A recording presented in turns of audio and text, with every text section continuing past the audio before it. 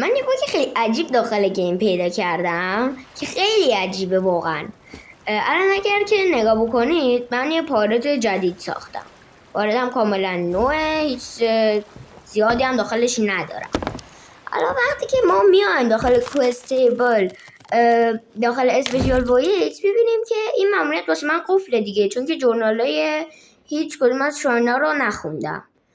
این ماموریت خب یه عادیه که قفل باشه دیگه، بعد جورنالا رو بخونیم.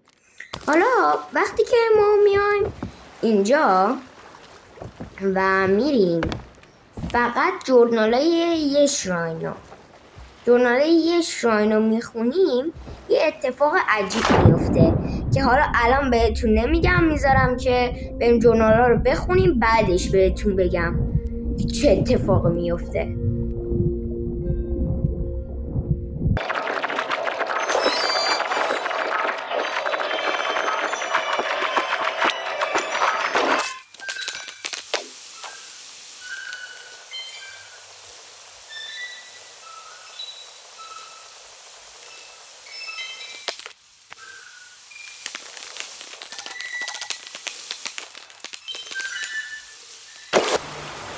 خب ما الان جورنالای این شاین خوندیم بابا، و الانه که اتفاق خیلی عجیب میفته که خیلی بهتون کمک میکنه داخل بازی، خیلی کمک میکنه.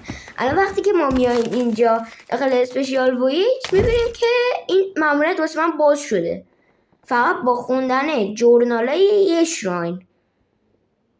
خیلی چیز عجیبیه به نظرم که خیلی میتونه کمکتون بکنه اگر اینکه بخواید کرس سانکن شراینتون رو بگیرید. خیلی این باگ به دردتون میخوره.